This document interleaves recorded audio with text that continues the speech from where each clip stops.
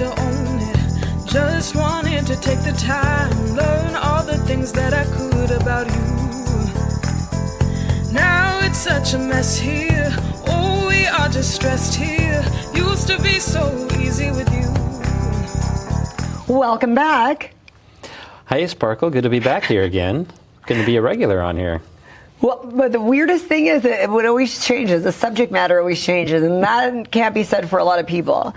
That's right. I'm a man about town. I like to do a lot of things in our community. Right? You do a lot of things. So what's the latest venture? Right now, I've got a new identity. I'm a fight promoter. I think I just need a gold chain and a shaved head and a Eastern European accent, and I'll be ready to go. Oh my goodness. Okay, how did this come about? In my former job, I worked with a gentleman, Gildardo Medina, who is a Muay Thai coach, an MMA coach. And as we were chatting together, he said he's doing a big exhibition, a Muay Thai exhibition at Eagle Mountain Casino on August 1st. It's got 20 fighters on the card. He's got the kids division, the women's division. So it's full amateur, full contact. So it's an officially ranked event. And he's like, hey, Peter, you did such a good job at our other job that we were together. Come and do some promotions for me. Help me to get the word out. And it's sold out. Yeah, we came in here to promote, but I just got the word, Peter, stop selling tickets. We sold out the event, and there's about 1,000 seats there. Wow. So You are the man for the job. Wow. Yeah, we're just very fortunate. So everyone knows about 559 Fights. It's an excellent promotion. It's gained a lot of momentum over the years. And Gil and his guys have been fighting in that promotion for a long time. But he wanted to do something more on the Muay Thai side. Which I love. I think that's a great, actually, I'm actually more curious to see how that's going to work out. That sounds great. I guess everybody else was. That's why they all bought the tickets. Yeah, and I didn't even understand how big the community is here. So we have actually a number of mixed martial art gyms and Muay Thai gyms throughout Fresno, where we have guys who are fighting. One of Gil's guys, he's actually in the UFC right now. So one of his fighters is up to that level. So he's officially a UFC coach. And I think his fighter's like at 9-1 right now. And so we want to do something where our local Muay Thai fighters could have a ranked event here in the Central Valley. So otherwise, the guys have to go all the way up to, the Bay Area or down to LA. It's a big hassle, but it says, let's do it here in the Central Valley. We'll pull guys from the surrounding areas. And then they could go in the middle. People want from LA or Sacramento when it comes, like the Bay Area when it comes. Yeah, too. well, we all know, that's the great thing about Fresno is it's right in the middle of everything. Yeah. It's the Central Valley. And so, it is down at Eagle Mountain, which is down in Porterville, but still a great location. And it's just given a place to promote our local talent. And I think that's something in Fresno. We have a little bit of a small town disease here where we think that we're smaller than we really are. And, what I love about what you do, Sparkle, in your show and others is promoting local things that we should be able to be proud of. And I'm seeing more and more of that, local promoters, local talent. And cool events like this that people just don't even know that are in our backyard that we can go to. That's what's so interesting is people say to me, oh, Peter, nothing's happening in Fresno. I'm like, what rock are you living under? There's so many things to do. I can't go to them all. I'm big into musical theater. That's my other side when I'm not promoting fights. But we have so much amazing talent here that there's multiple things going on per week and you can't see it all. Yeah, it's true. From our local high schools, doing amazing productions, to, of course, Roger Rocca, Second Space Theater, Golden Chain Theater in Oakhurst, Children Musical Theater Works. They just had a production of Beetlejuice that was on last weekend at the, see, you didn't know about it. And they're having Cinderella, that I know. That's coming up. I knew about that one. But, that was at the Veterans Memorial Building, and it was just an amazing production. So any chance I get that I can promote or help get the word out about a great local event put on by our amazing citizens here in Fresno County, I'm all for it. And so when Gil came and told me about this event, which is called, it's a new promotion company. It's Chingon Muay Thai Promotions.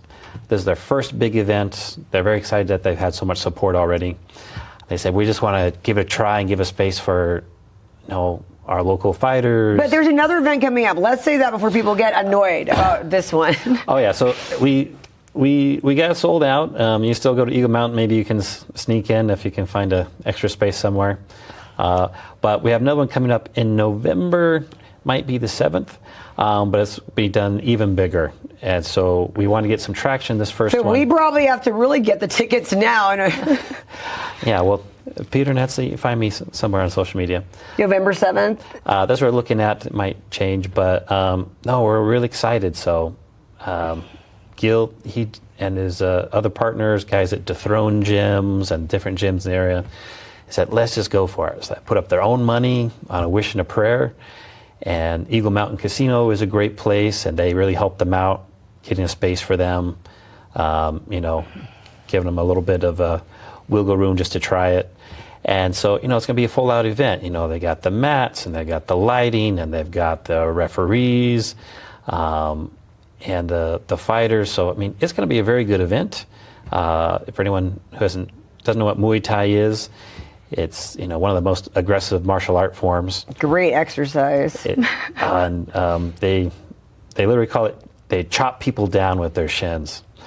Like, it's the craziest thing. Like, so there's so many Muay Thai fighters who went into MMA just because they're some of the toughest fighters that there are. And so they just got to go and learn the ground game once they get into MMA, which they don't do so much in Muay Thai. But are we going to see you fight? Or get beat up? Do you just get to see you?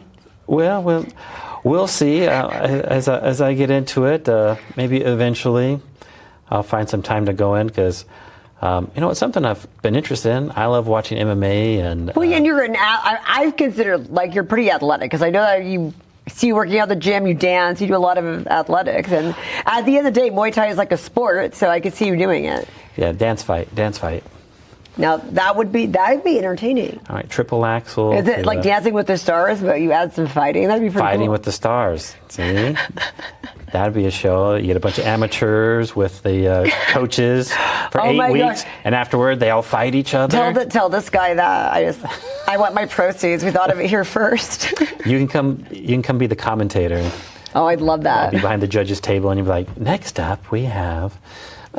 I know, right? Oh my goodness, that'd be fun. So it's funny to me that your network was interested in this because you know everybody in town, but they all do different things. How did you get them all to be passionate about coming to Muay Thai? You don't know till you ask, and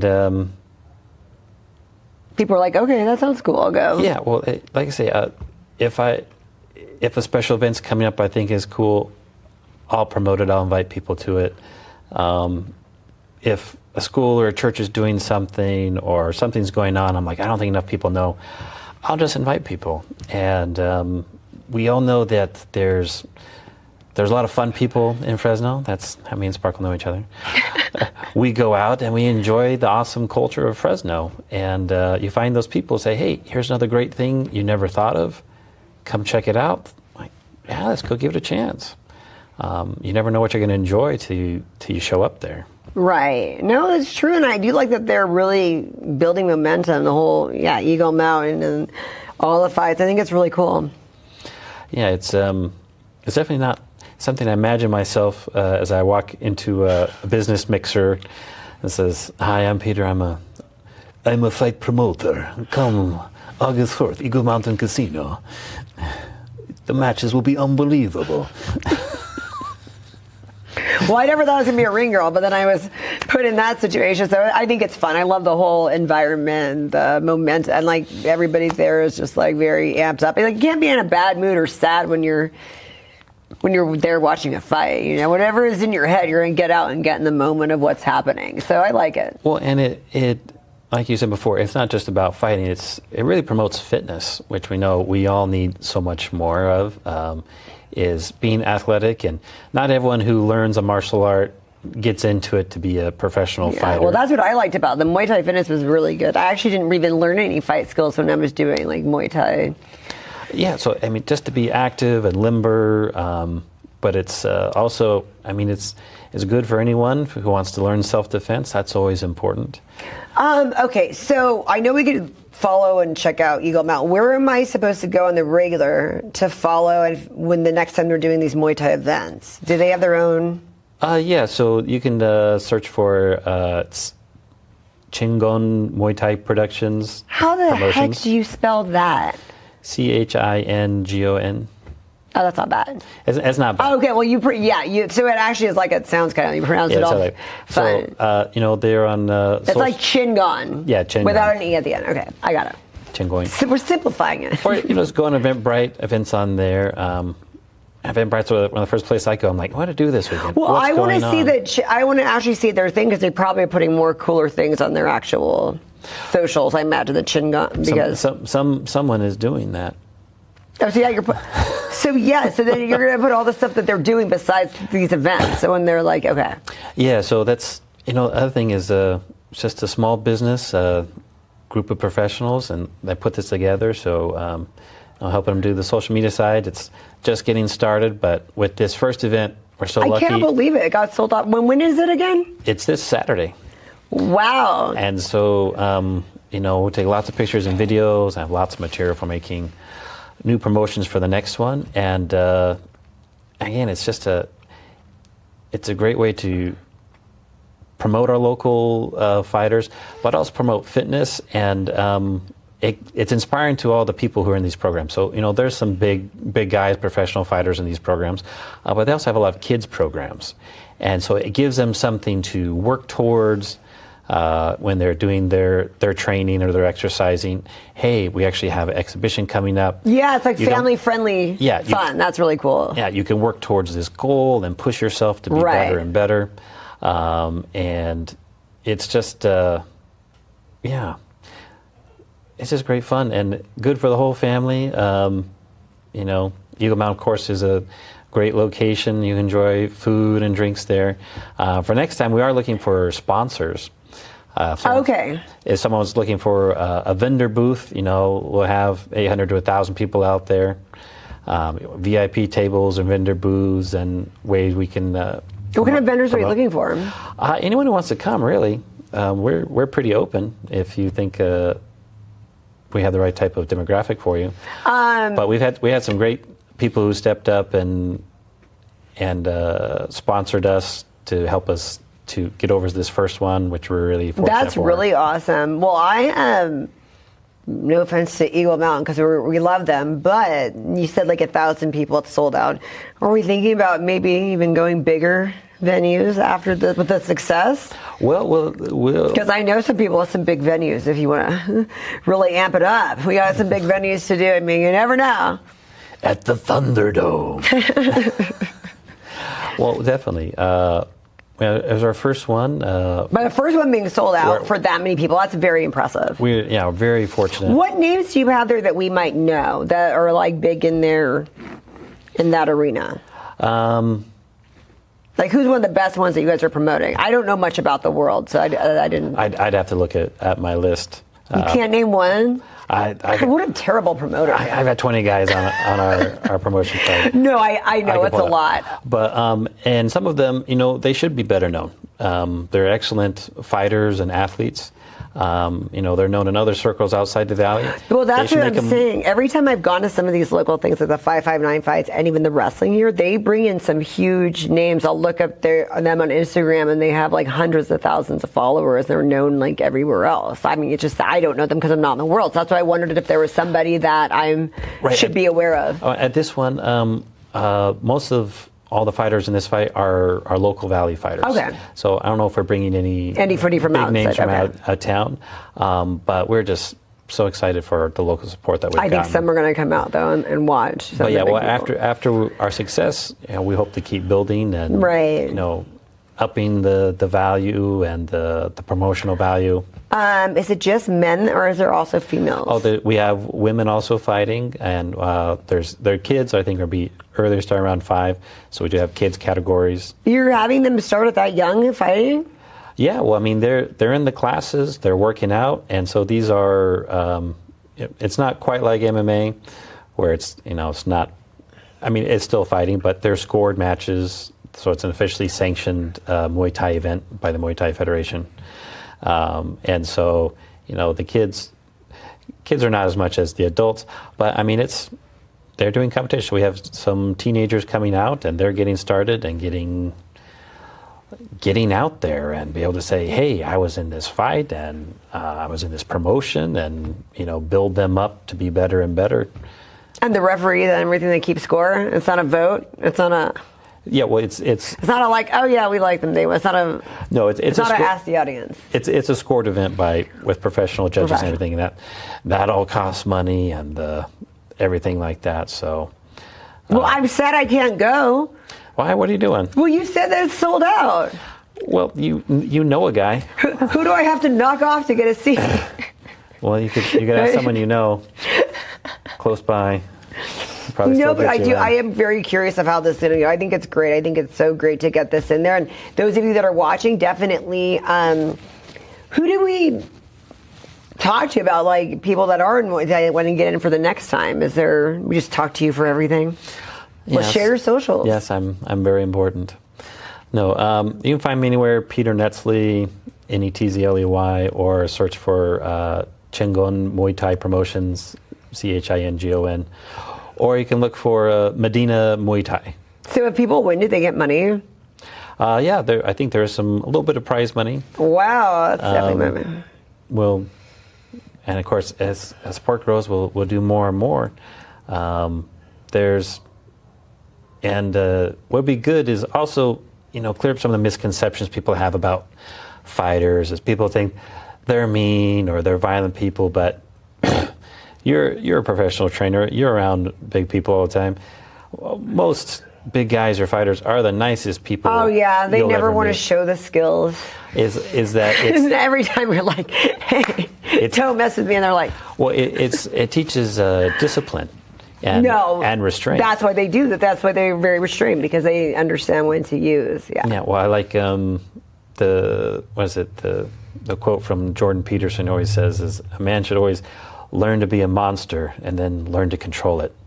So you should be dangerous but restrained. And that's very true. That makes you a useful man in society. Is that just some wild crazy guy in the street is not going to do well in a disciplined fight environment, but that discipline and learning skills over time and sportsmanship and self-restraint is always one of the key features of martial arts that some people who haven't participated, they don't know.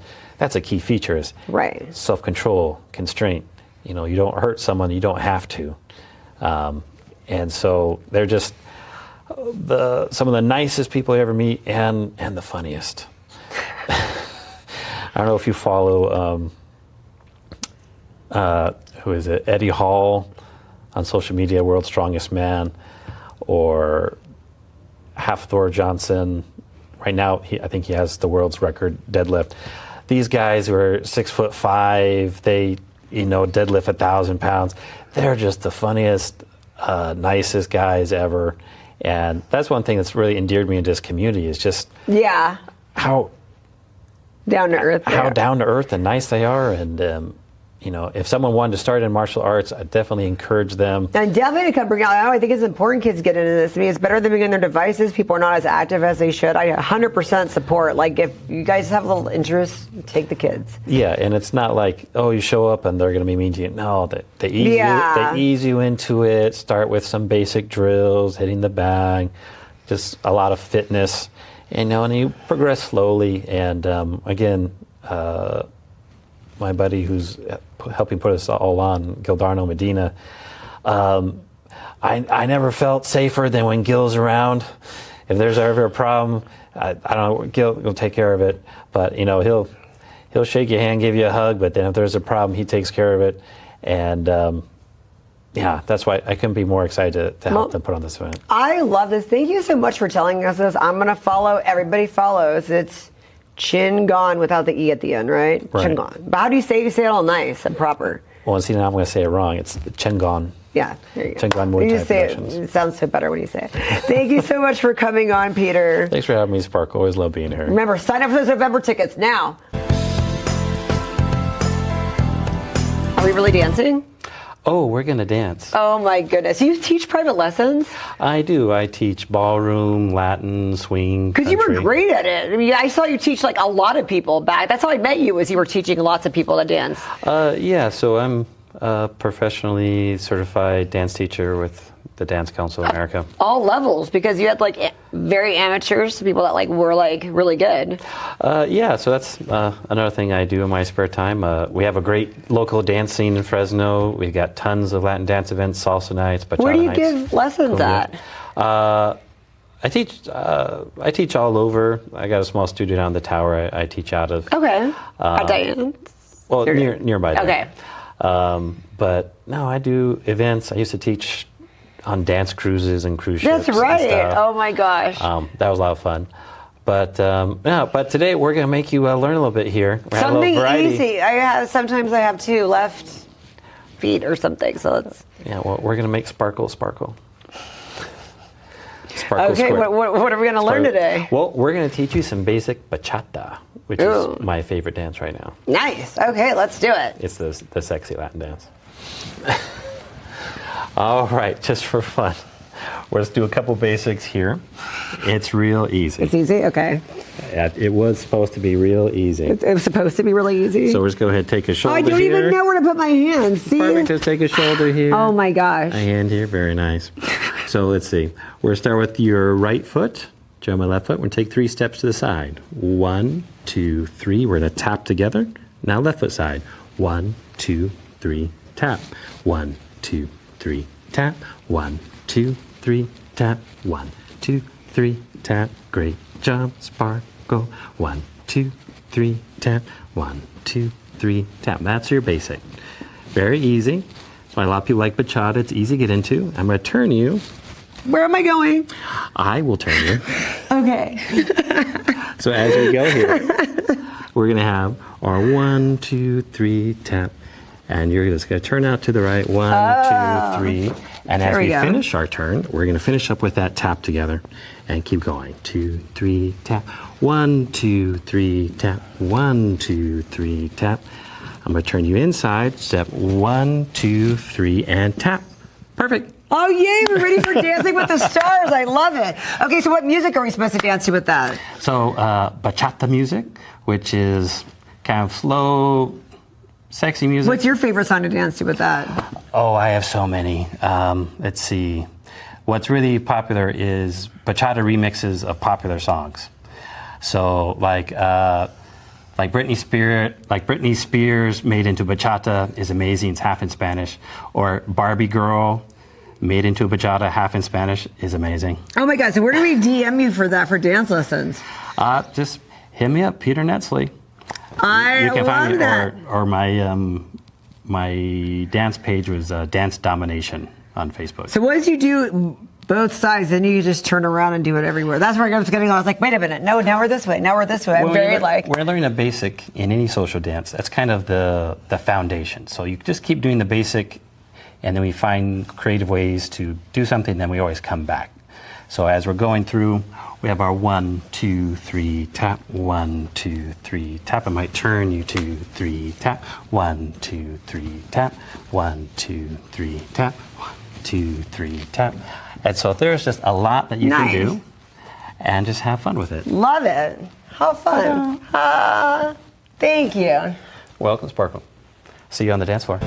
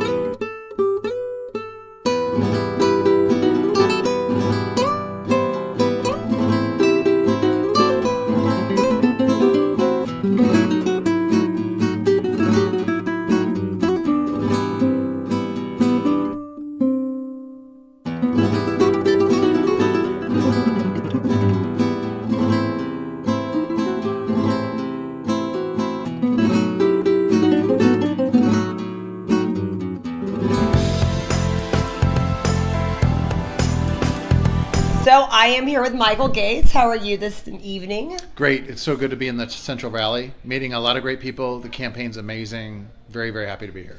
What's your history like with Fresno? You've been here a few times before? Yeah, so I started campaigning for the Attorney General's office, or the race, back in January. So I've been up here about a dozen times just for the campaign, just since January. But in addition to that, I was an attorney in private practice before I became an elected official in 2014 as the city attorney of Huntington Beach. And when I was in private practice, I had private clients up here in Fresno, so large trucking companies, mostly trucking. So I would actually come up here. I would commute up here from Huntington Beach, California, to visit my clients in Fresno, to visit my clients in Visalia, to visit my clients up in this area. So I'm not a stranger here. I feel like I've been here quite a bit, so it's a great place. There are a lot of patriots here in the Central Valley for sure. That's what's got to be refreshing when you come out here. You feel 100%. A warm reception. Do you get that where you live? So there's a lot of people who I think claim to be Republican or claim to be patriotic, and there's a lot of showmanship about it. There's a lot of flags. There's a lot of Trump gear, so on and so forth. But when you're in the Central Valley, it feels like there's some real patriotism here. Like salt of the earth folks who are humble, they're working class, they grind it out every day. They're very successful in agriculture, oil, whatever, to even tech, whatever it is. But they are real patriots here. So it definitely is different here. There's a different vibe for sure. And what's going on with this race so far?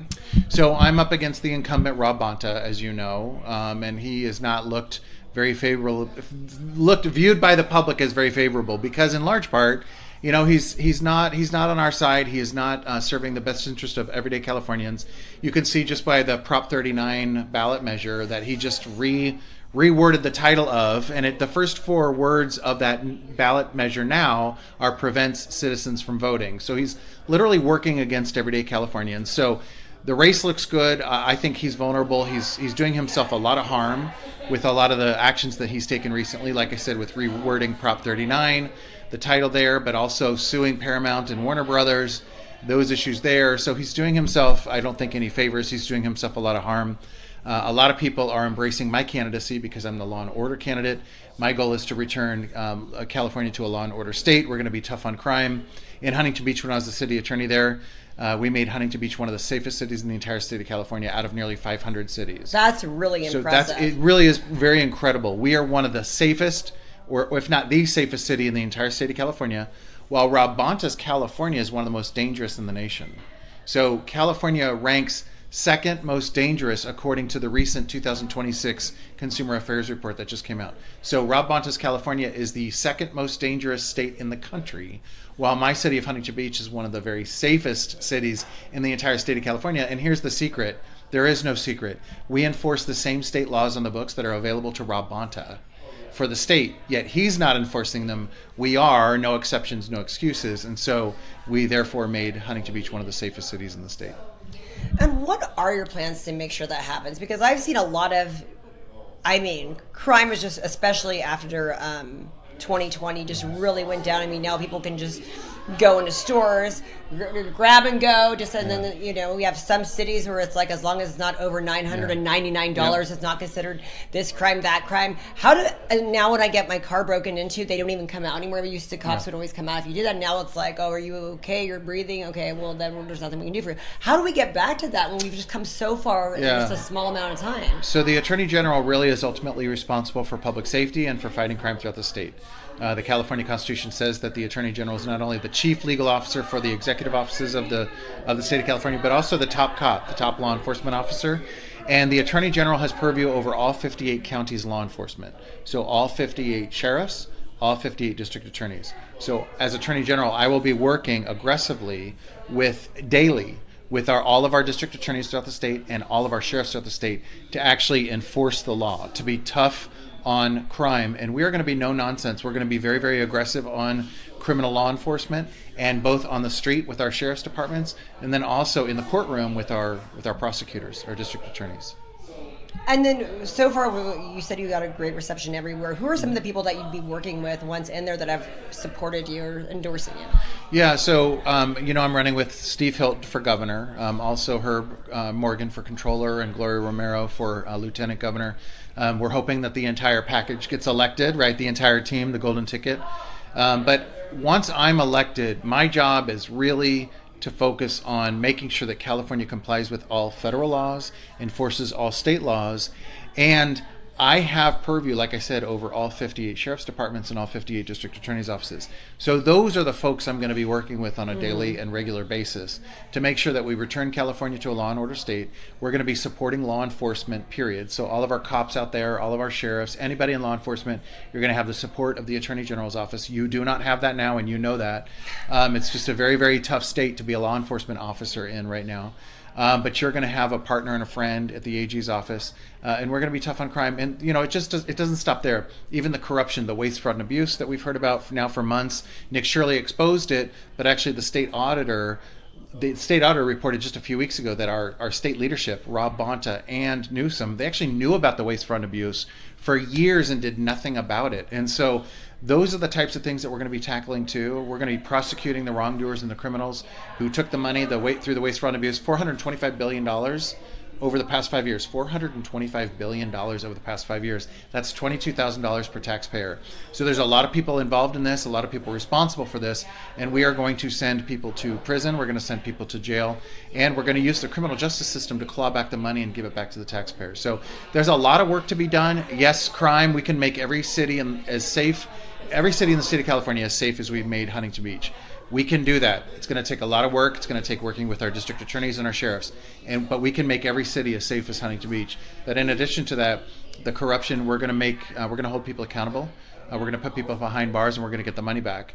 And then there's a bunch of other issues too. The Stop Nick Shirley Act, where the state is literally trying to attack the First Amendment rights of everyday Californians, particularly our citizen reporters who are just doing what they think is right to try to figure out where their tax money is being spent, right? And now the state is trying to criminalize that. That's a First Amendment violation. I'm going to be out in front of this issue of protecting the rights of everyday Californians, particularly their constitutional rights. So the Stop Nick Shirley Act is going to end on day one when I'm in office. I will refuse to enforce the Stop Nick Shirley Act, for instance, to protect your First Amendment rights. But then Second Amendment too. Right now, California is anything but Second Amendment compliant.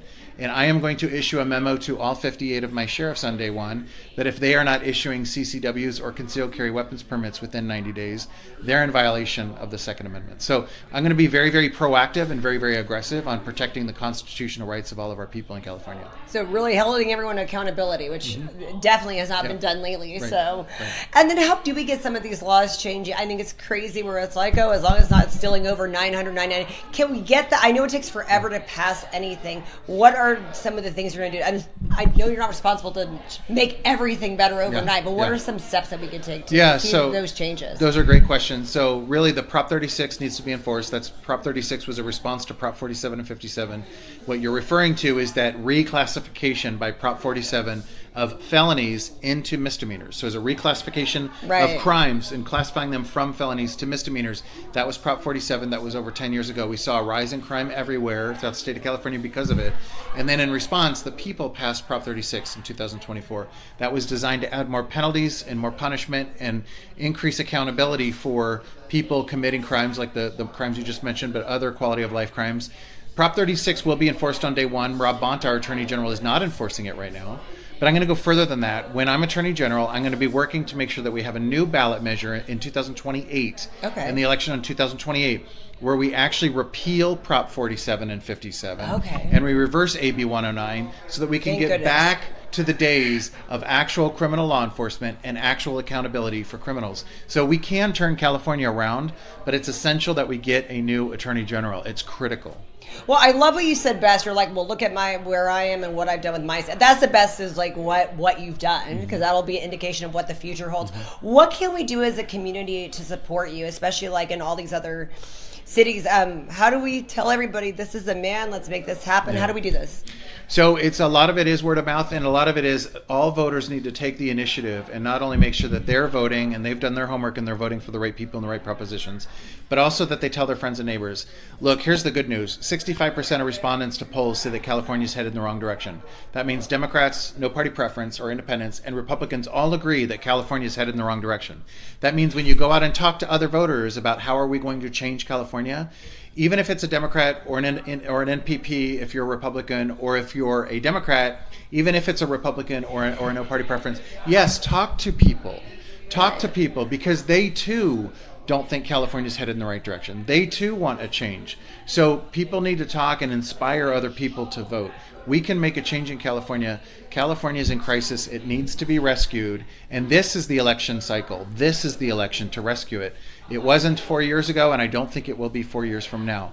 This is it. This is the election cycle to rescue California. So we need to mobilize and get active. We need to tell everybody, particularly when it comes to this race, Attorney General, these aren't partisan issues. You know, when we're talking about reducing crime and that we can reduce crime if we enforce the law, when we talk about holding people accountable for all the corruption, all the criminality associated with the waste, fraud, and abuse, that's not partisan. When we talk about Title IX compliance, where we're going to get little boys out of little girl sports and we're going to get young men out of young women's locker rooms, that's also not partisan. Democrats, no party preference or independents, and Republicans all agree that we need to keep males and females separated in our schools and in education system, in our sports programs. So these are all kitchen table issues. So when you go out and you talk to people about how we have an opportunity right here, right now, with a new Attorney General to turn California around, these are nonpartisan issues. These are everyday Californian issues. These are kitchen table issues. And so please talk to your friends and neighbors about, yes, this new Attorney General guy, Michael Gates, this candidate, when he's Attorney General, he can reduce crime. He can fight the corruption and hold people accountable. He can protect our girls in sports and education by making sure that we're Title IX compliant.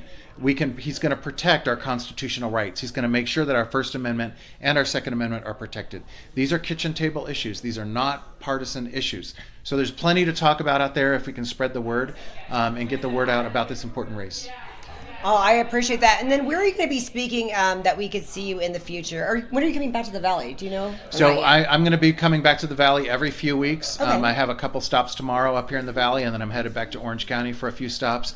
But we're going to keep our website updated with events upcoming. And your social media. And so we social can always media as see. well. So if you're going to have a Yes. speaking engagement that's open to the public, Yep. and then we can actually come talk to you. And Yep. anybody that has a question, wants to ask him, you'll put that on there Yes. so we can. Yes. And if you go to gates4ag.com, that's gates the number 4ag.com, you can check out the website, learn more about me and the campaign.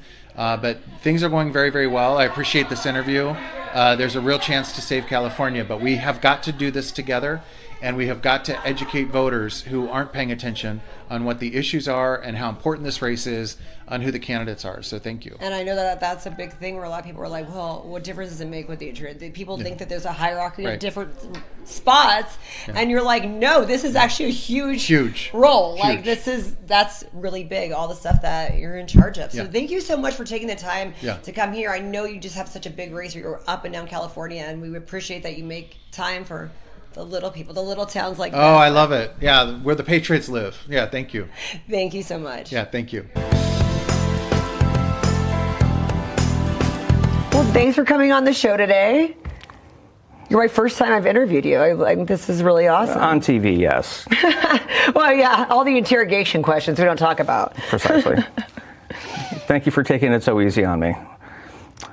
So also thanks for bringing me on. I know that it was a little bit of a last second thing, so that was very nice of you. I was always going to. I wanted to because you do a lot of cool things, and it's kind of cool today because can we talk about who you met today?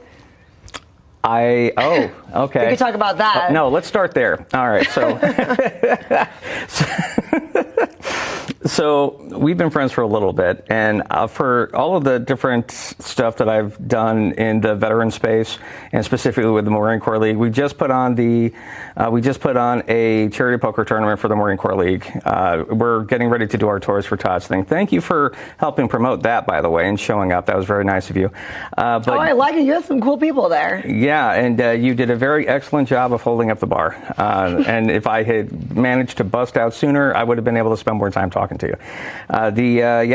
But everybody was telling me, I got 6 or 7 different people telling me that I had to get in contact with Nick Richardson because he's a fellow Marine, just like me. He was an officer and I was enlisted. And, earlier today, I was able to go ahead and have spend a little bit of time with him just talking shop and Marine Corps stuff and local politics. And he educated me on some of the stuff from the back end that's actually going on. For instance, he was letting me know that there was going to be he was going to have a relatively long night because of all the stuff that they're trying to push through ostensibly at the last minute, probably in order to get it on the ballot so that they can actually get the signatures to put it on the ballot because certain things don't qualify for a special election. It's like the Teddy Roosevelt quote that anybody who likes a good law or a good sausage should never see how either one is made. Are you helping him with these last minute things? I need to help him in the future with some stuff. There's actually nothing I can help him with right now. There is one thing I'm doing where I may pull him in later, and there was one contact that I had where he was trying to work with somebody. I might be able to smooth that over and get that done for him. But I got to tell you, he's an absolute phenomenal guy. We talked a lot about how to get along with people and how to get things done and the differences between different races in different areas. And one of the really big things is, Fresno is not Clovis, and Clovis isn't Fresno. It's very different when you get into the nitty gritty, huh? Oh, absolutely. Fresno's different than any other spot around here. It really is. Because I know you're friends with more city mayors than I am, but I got a couple of them. I think we're almost on par. Pretty close. Well, we'll see after Thursday. But I was talking about a race I was thinking about working in Clovis, and Nick Richardson, I think he gets unfairly castigated a bit for being the only Republican in the city council. Being a little okay. That too. Let's look at the reality of the situation. Okay, well, you have the luxury of your principles when everybody agrees with you. So if you're somebody like Nelson Esparza or somebody like Taylor Maxwell's my city councilman, everyone's going to be mostly on your side from the get-go. Now, he was also letting me know that based off of the fact that they're going to have 2 new council members, and they have a couple of other people that are shifting out, he's going to be one of the 2 senior council members. Isn't that funny? Right? He's going to be one of the senior. We just got him in there. Yeah, absolutely. Really great guy. And he actually beat me to the punch. He actually beat me to the punch because he told me that part of his legislative style is that it's amazing what you can get done if it doesn't matter who takes the credit. It's one of my favorite Harry Truman quotes. That is extremely true. Exactly. And if you serve with a little bit of humility, if you're not in it for your own self, then you can actually get a lot of stuff done just by making other people look good. And in my experience, they tend to want to work with you again later. I love what you did with the flags. I'm sure he told you about that. We actually had a separate conversation because he told me about what they were doing with the flags after I told him that I used to work during the primaries, I was with the Kyle Kirkland campaign. Explain what the flags is for the audience. So there is a particular way that a flag has to be retired, and it's not disposed of. It's not anything else. There's a specific way where you take an American flag and when it becomes unserviceable, you have to take it down. There's a ceremony that's involved, and you have to either burn it or you have to cut it up and bury it, and there's like a third separate way. Now, one thing that we do in the Marine Corps League is that we have a flag retirement ceremony. We actually have one coming on later on in the year. And when I was working on the primary campaign of Kyle Kirkland, one of the first things that he was doing, because he was running for Congress, he'd be knocking on these doors and he'd see all these flags that were, unserviceable. They were ripped, shredded, the stripes were coming apart. So he took it upon himself, of the casino, took it upon himself to buy a whole bunch of American flags. So whenever I got pictures of me. That's what Nick did too. So you guys just did the same thing? Did he do it on the doors when he was knocking doors to run? No, not during that. No, this came after the fact. Exactly. About him doing it was after. So I was actually doing field retirements. I was giving them a new flag, helping them put it up, and then doing the thing to actually roll it up into a tri-corner, and then carrying it back to get retired. So Nick did a phenomenal job where he was, I think, when I looked at the numbers, he had 600 people contact him looking for another new flag. So they were able to take the old flag and respectfully, because there's a way to do it, and take it respectfully and then go ahead and retire it appropriately. So I've been doing that in the real world. He was doing it, and I let him know that I'd be in touch with him the next time we do a flag day, so that we can go ahead and retire those flags as well. Well, that's good. Then this whole season will be full of great flags with all of you guys tag teaming on that. That'll be great. Well, it matters. It's a small symbol, but it matters. I think one of the nice parts about being in the military was that we could talk politics, but we didn't really care because if you're overseas, all of us are just trying to get home. So it doesn't matter really who you voted for. Yeah, we're going to talk politics in the same way we talk trash on Ford versus Chevy, or on our favorite UFC fighter or our favorite sports team. But the mission, the goal, the thing that holds all of us together is we want to see that flag successful, and that's a very big deal because of everything that's gone into that flag. So when I actually got an opportunity to talk with Nick Richardson, and you saw my Facebook post earlier that he happens to be a very cool guy too. And he does what he has to do to get things done, and he definitely takes care of the vets. He obviously takes care of the flags, and I'm going to be actively looking for ways to work with him again. Well, one thing I like, we segue into what you do, is that because you do grassroots campaigning, among other things, but that's my specialty. And yeah. I never seen that work, or even thought that it worked, or thought much about it until I saw Nick Richardson in action and saw that it actually does work, and that's how he ran a campaign was, and he was so great at that. And we all learned so many things from his skill set with that, which I think he probably have a lot of the same skills because of the Marine training. It was actually like, I saw he utilized a lot of that into campaigning, which is really smart. Yeah, I actually told him that one of my secrets for executing a field plan is I base everything off of a Marine Corps fire team. So we were actually discussing different planning and deployment criteria. And it's one of those things like where it's whenever you have a niche field and you meet somebody else who has that same niche field, you can start using jargon that you just couldn't with a regular civilian. Right, of course. And everybody kind of overcomplicates what grassroots actually is. And I think so. Yeah, no, it's actually super easy. And one of the biggest things that I have when I'm talking to people about it is that they don't know if they can do it. They don't know if they have the time commitment. They don't like starting arguments and fights and stuff. And I understand all of that. But that's also not the standard experience for anybody doing grassroots. All you're doing is you have conversations every day. It's just having a specifically targeted conversation. Right. That's all you're doing. And I actually, I just gave a nice little grassroots 101 class with just the basics, and I was teaching the 5 steps to a conversation. So where were you doing the class? Was it at the Freedom Lunch? Yes. Okay, that's what I figured. So, but you do this often, or every now and then when you're asked to, right? I've done it quite a few times, but so when we follow you, you'll tell us. So if anyone's watching wants to do that. It's mostly by request. Okay, so that's what I'm saying. Yeah, so. One of the things that I'm doing now is I'm actually modifying that class for Diane Pierce. I'm going to be giving that to her.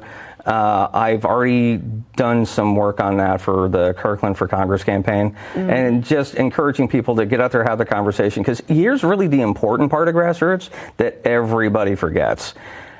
Mail-in ballots come out on October 5th for the November election. By that point, people are already voting. I was the second person to vote in the primary in all of Fresno County, because the second that they opened it up, I went down to the county clerk's office. Why does it not surprise me? Well, if I hadn't slept in for an hour, I could have been number one.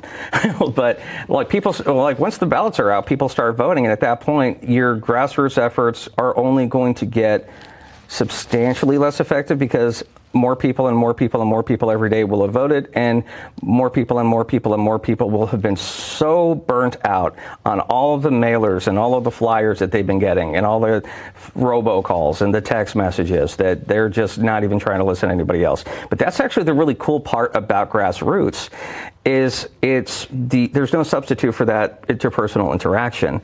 You don't have to, the way that you have a conversation, you don't have to go randomly up to a stranger and just be like, hey, let's talk about your vote here over in November. You know it's important to vote, right? You're going to vote, right? No, you don't have to be. Yeah, no, nobody wants to have that conversation. And by the way, that's not a natural conversation. The best way to do it is like we're talking here. You just need to know what the 5 steps are and how to actually apply it. My favorite example, and I'll use a Diane Pierce example. The 2 things that I was emphasizing with the people who were supporting Kyle Kirkland, everybody uses social media wrong. They do.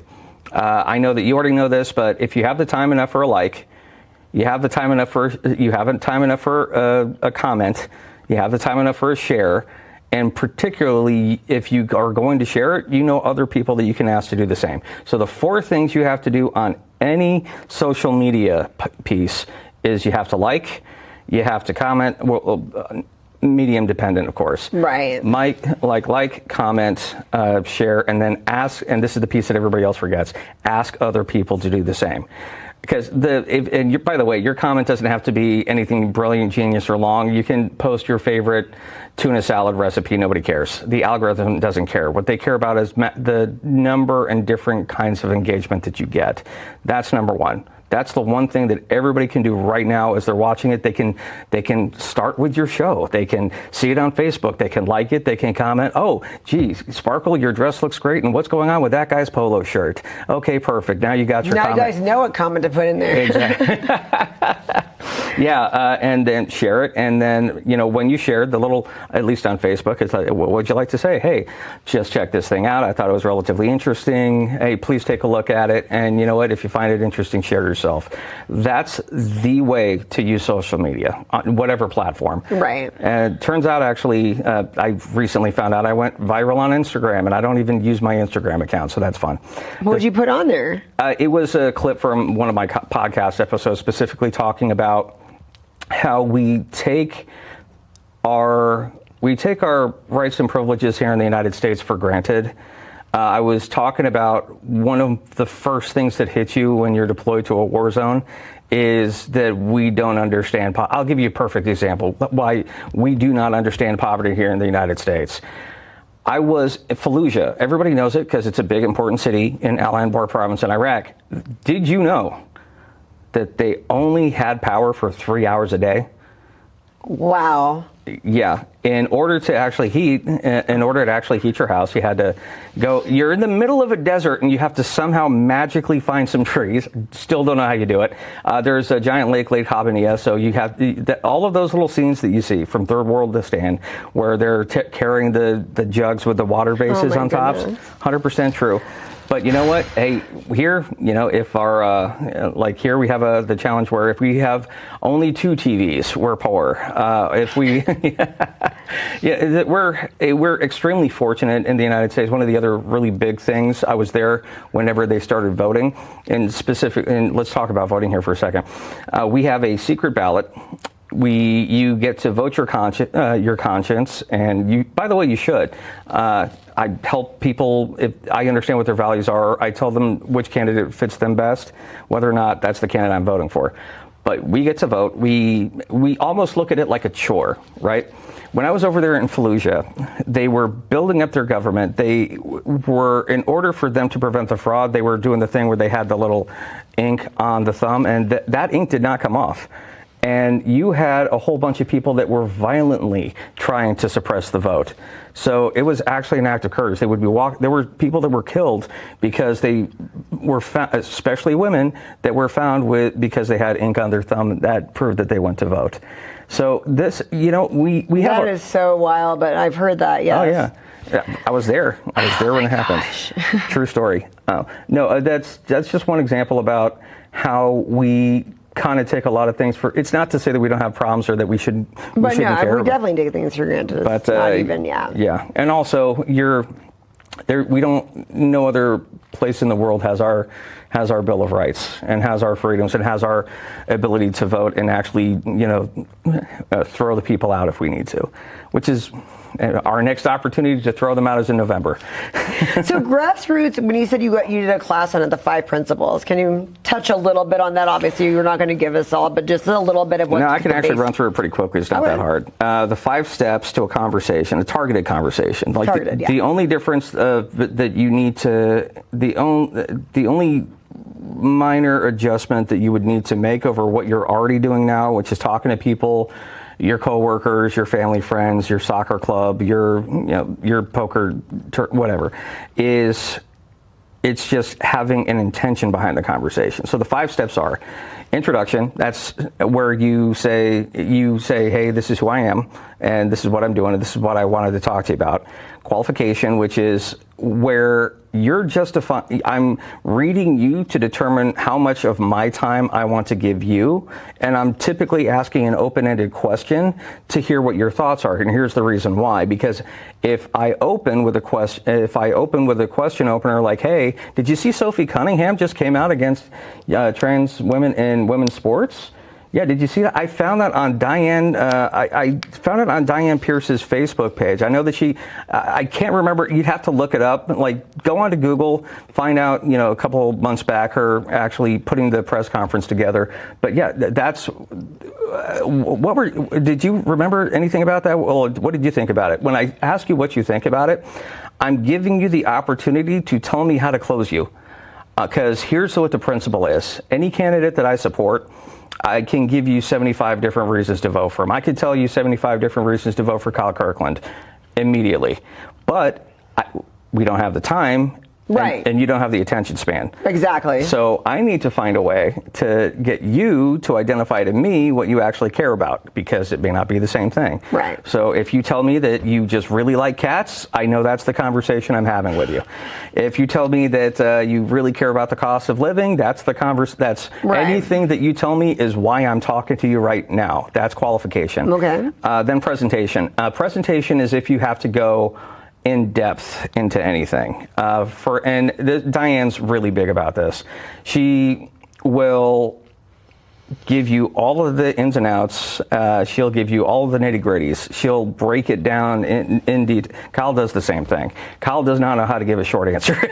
Neither of them. Yeah, I would agree. Both of them are. And that's not a bad thing. I'm kind of the same way. But sometimes the best approach is to give the short answer and then expand later as necessary. Right. And the presentation is where you're expanding later as necessary. Okay. So if I'm having a conversation with Diane and the question is, hey, you're running for supervisor. The reason why the Better Road, Safer Street Measure C replacement didn't go through was because Nathan Magzig went ahead and went line by line through there to determine that to get the 2 biggest supporters of the Measure C replacement to admit that the only way that the Better Road, Safer Streets actually reduces congestion is if people get out of their cars and either walk or take the bus. Now, it was built on the 15-minute cities concept, which I don't know if you're familiar with it, but it's great for San Francisco. It's horrible for Fresno.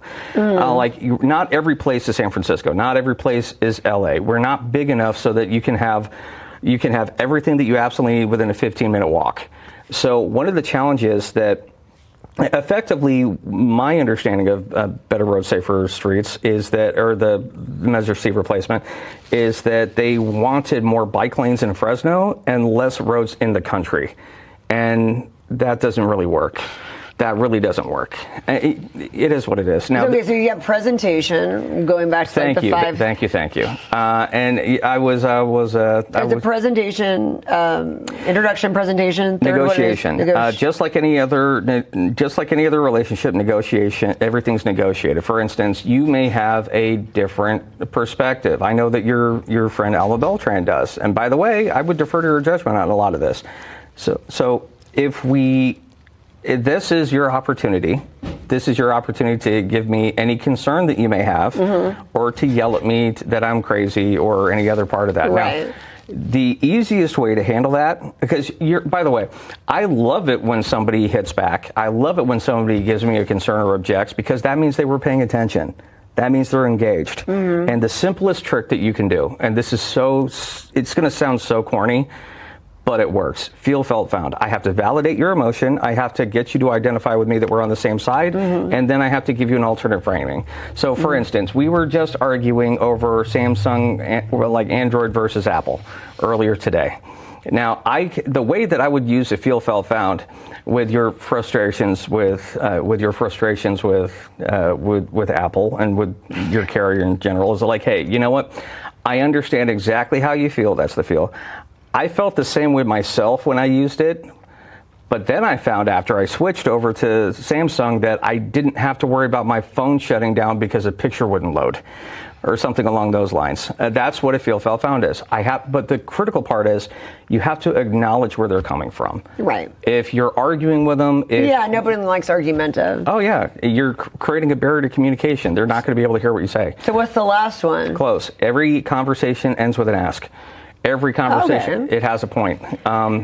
It doesn't always have to be the same thing, but you need to know exactly what you're going to ask them to do as a result of that conversation. I've been competitively advocating in some form or another since 1997, and the thing that just irritates me, just burns me more than anything else, Sparkle, you have a cause. You're passionate about that cause.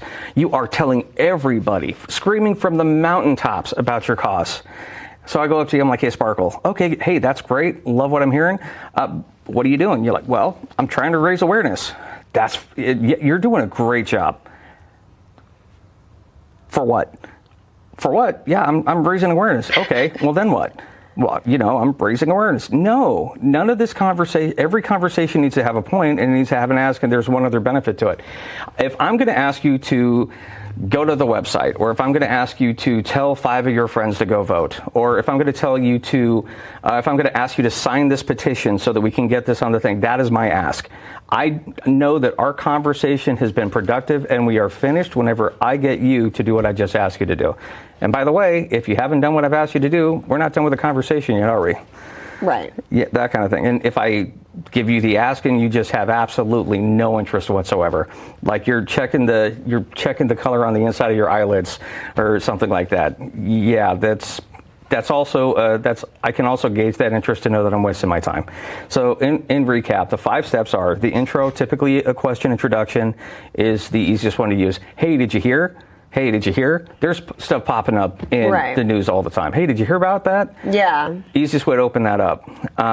Qualification. How much time do we have to have this conversation? What conversation do we need to have? Which you've gone over the time. Yes. Presentation. That's in depth if I have to go there. The negotiation, so you can tell me to take a long walk off a short pier and I'll tell you that I'm bringing my floaties, and then whatever my ask is, whatever I'm going to ask you to do, that has to be my close. And by the way, this whole process can take less than 30 seconds. It's taking longer now because I'm explaining it to you in depth. This is my presentation, right? It was actually one of the fun parts. I organized my entire class the last time I taught it. I've reorganized the whole thing just to follow the 5-step conversation pattern. And I pointed out at the end, and you should have seen the light bulbs go off. It was great. I think it's great. Where do we follow you on social media that you never like to use? You'd have to find me on Facebook. Okay. Now, you don't like your Instagram? There's actually some really good news. I found out just before I came in here that I'm going to be building a team here in Fresno with a PAC that I work with, Golden State Revival. Go to goldenstaterevival.org. Okay. Goldenstaterevival.org. And they and you can take a look there. They are trying to marry their Christian values with their political advocacy. Oh. Yeah. I'm curious on that. So vote your values. Look at it, yeah. And they're going to be working on a race. It's a little bit up north. I volunteered to lead it myself because there's 3 other counties that I've been helping them build in, but this one's coming home for me. And that's going to be a lot of fun. So we can talk about that later. I love that. Okay. So that's where we're going to go. And then we can go to your Facebook. So yes. Both. And send me a message. Like send me a Facebook Messenger Like, that's the easiest way to get a hold of me. Okay. And also, while you're there, send me some memes. Is there anybody, it's just James Miser? It's just like the James Miser Jr., yeah. James Miser Jr., okay. Well, thank you so much for coming on the show, and I can't wait to see all these campaigns. We're going to have you back, and we're going to talk about the grassroots, how it's working. I have so many different campaigns right now. Well, that's when we'll go more even closer. We'll talk about that. But thank you so much for coming on today. You're definitely going to be back. It's a good Well, it's always a pleasure. I enjoy hanging out with you and talking anyway. Two philosophy majors. You never know what's going to come out. Oh God, you went there. Yes. Oh, we'll save that for next time. Thank you so much. Next time we can open up with a discourse on Wittgenstein. Thank you so much for coming on. Thank you for having me. Felt right in the morning, felt right in the summertime. It felt right drinking cherry wine with you. Just wanted to own it, just wanted to take the time, learn all the things that I could about you. Now it's such a mess here, oh, we are distressed here. Used to be so easy with you. Now I must confess here, oh, I must confess, dear, don't think I'm in love with you. Winter is coming and I don't know what to do, and there's no more use in running, no more running to you, and I don't want your loving, I don't want to be just friends, knowing all this time we were playing pretend. It's a mystery.